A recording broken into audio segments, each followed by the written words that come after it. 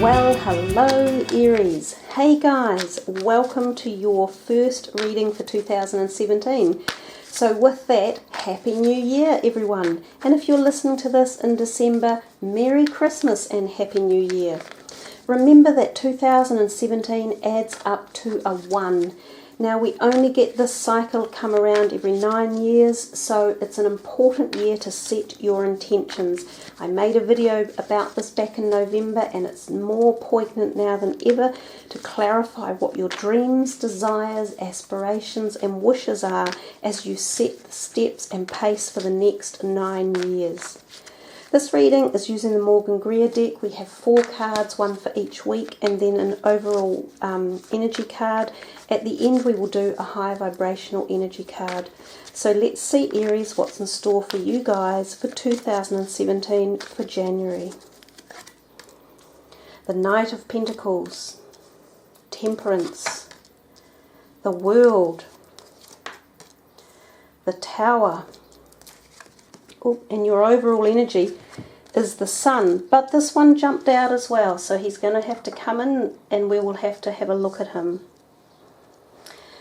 So you have 4 major arcana cards and you have a court card and a cup card. It seems as though you're going to start this year with a pretty major kapow influence. It's like, booyah, something's coming in to rock your socks and set you on fire, as you know so often happens with an Aries. You've got a lot happening within the 1 month. Let's start on the left with the Knight of Pentacles. He is looking directly into this and it's as if he's involved and he's looking forward as well.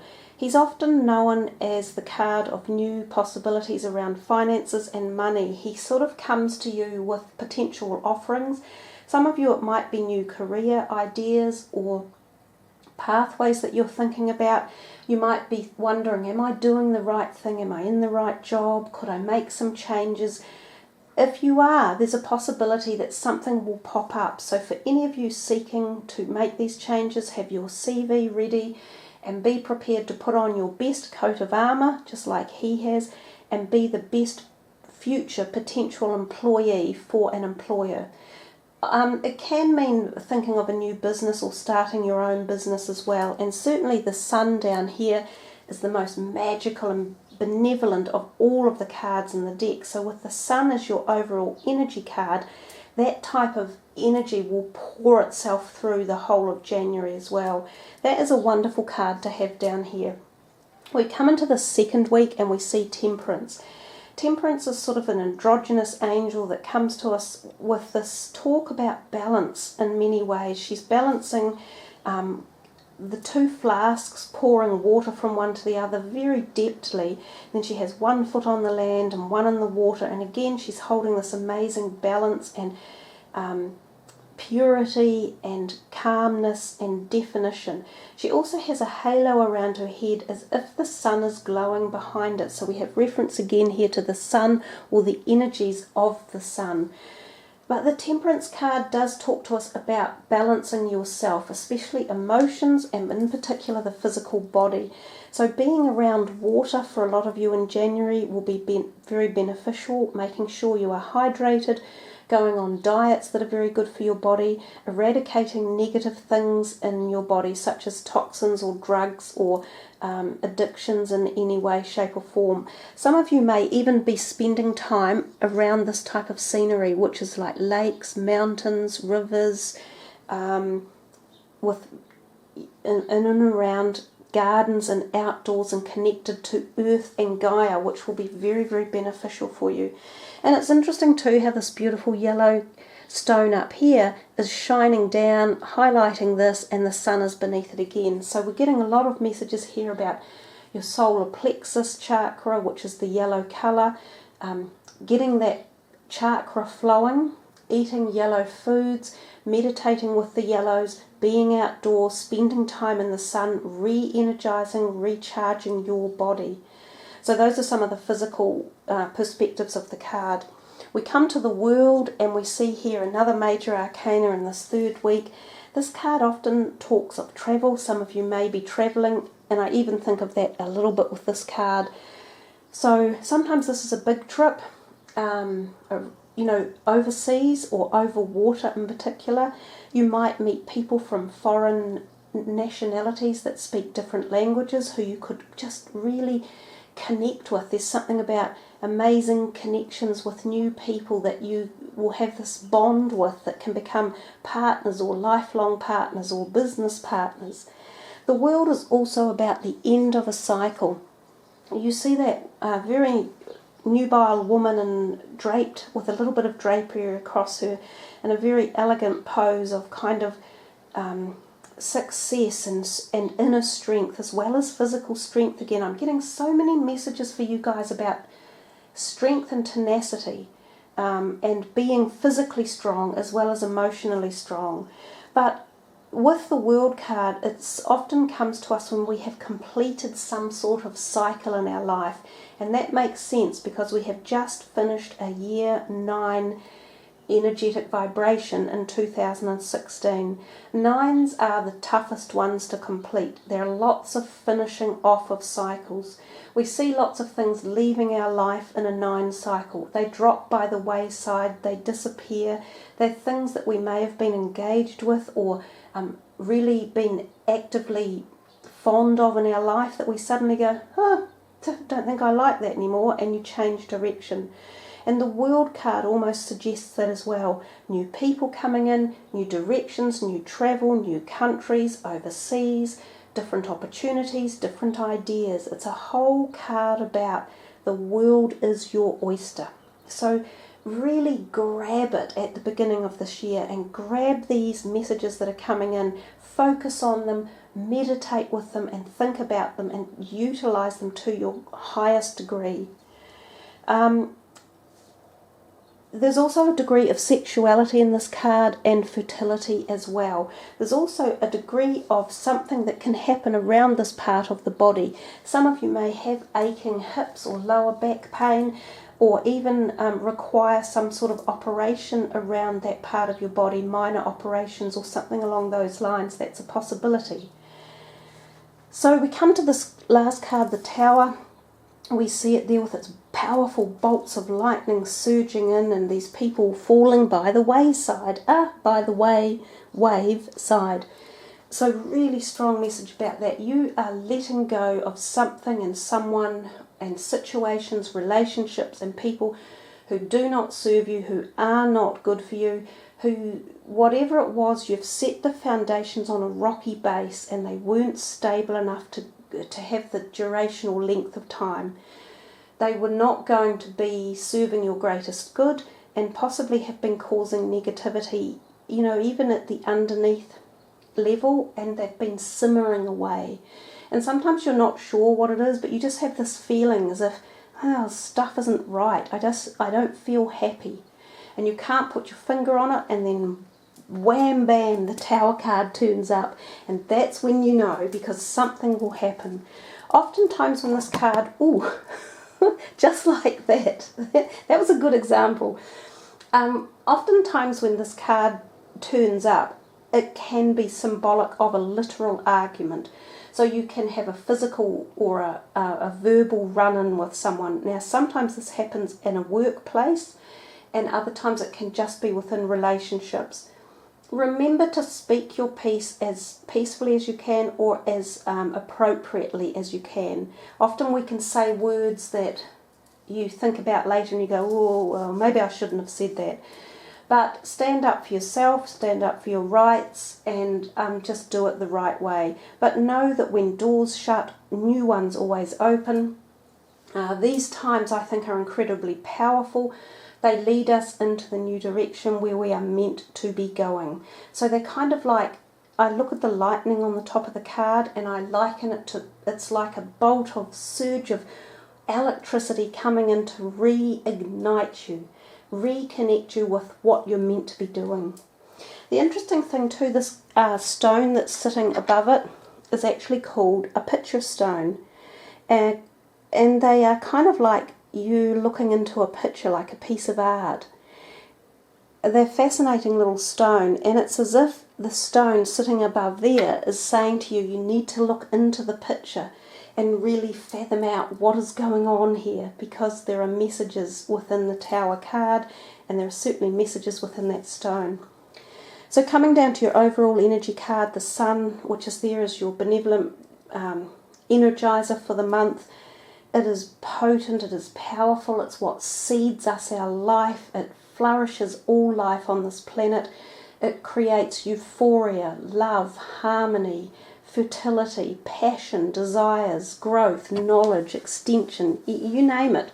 Pick a positive word, it goes with the Sun. So the Sun indicates there could be new people coming into your life, new relationships. You can get new pets coming in at this time. There can be fertility, so the birth or the pregnancy of people, or you might even adopt someone into your family. It's about fertility of ideas, conception of concepts, constructs, new directions. It's a great card for the very first card, the very first month of a brand new year one. We see this one popped in, he jumped in and wanted to have a say, so the Five of Cups is again kind of melds in with this a little bit, sort of saying you might feel sad that there appears to be something that you do leave behind, and it feels as though it might be a relationship of some sort, someone within your life that either they're moving away from you or you're moving away from them. But if we see 3 cups fallen and 2 still standing, you must focus on the positives. Don't look here at what's fallen by the wayside. Look over here at what's standing behind your back that you can't even see. Acknowledge all the love in your life, all the healthy relationships, all the potentialities, all the positiveness. Don't sit and ponder on this waste of energy over here. Lift your head up, move forward, and take those first steps into the new year with determination and Aries fire and force. So there you are, guys, a powerful reading, a great way to start a brand new year one. So we will pack these cards away and we will look at what you are getting for your other card, your high vibrational card, and I will do a chakra energy card for you. And because I think of you guys as being in April, I will take the 4th card down.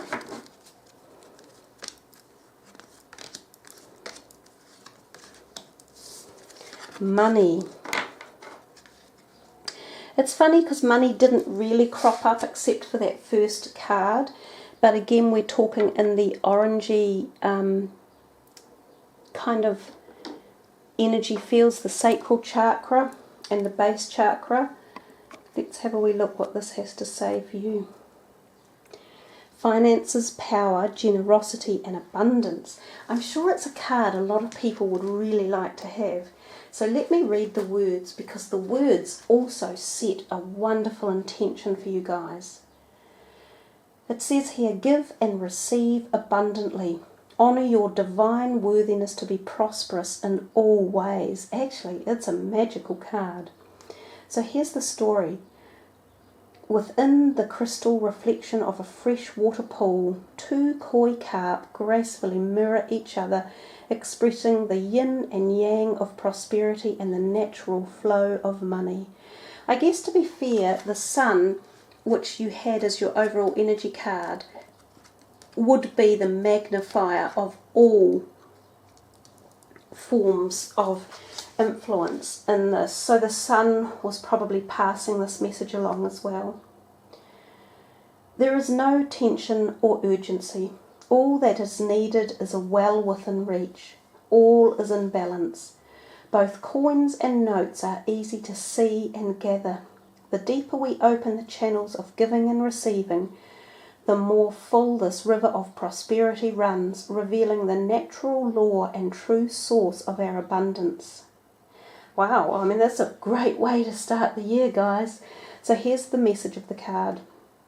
It is time to move past any limited views or beliefs you may have about money and to allow more positive expression of this energy in your life. What patterns and perceptions around money currently operate in your life? What beliefs were handed to you by your parents and their parents and their parents? Money, like love, is about giving and receiving energy. Some people find it hard to give and show love. Others find it difficult to accept and feel worthy of love. The same goes with money. Are you generous? Are you willing and open to receive an abundance of money in your life? It's time. How would you feel if you had an abundance of money right now? What would you use it for? Who would you share it with? Does it make you feel anxious or worried or excited or calm? Surprisingly, many people feel so overwhelmed with the power of money they're actually frightened of it. Consider the ultimate life and person that you came here to be. What beliefs and perceptions of money might that person have? Consider how this version of you will be a great steward of abundance for the good of all and begin to walk in that path. The law of attraction will manifest your beliefs. Open and allow expansive energy when thinking about money. Be generous with yourself and others. Wherever you are on the money path, be ever grateful for the gifts and lessons it brings to your life. If you want more money, open your heart to give and receive more and know it is coming to you. Embrace abundance and welcome in money. Use it consciously and pass it along, or as I say, pass it forward. And I'm a very, very firm believer in that. You know, I often say here in our house, even if we get some money coming, and I say let's pass some forward, because that is the gift or the ever living circle of life, just like the sun, a complete circle, the give and take. So wow, Aries, that is a wonderful way to finish your reading, to set that intention, to set that energy vibration for the very beginning of a number 1 year, for the first reading and the first month of that year. Hey, thank you guys for joining me. I am honoured that you do. It is a privilege to be here doing these readings for you. I love you all. I thank you for liking and subbing and joining the channel. Wishing you a wonderful Merry Christmas and a Happy New Year and a great January. Much love. Namaste.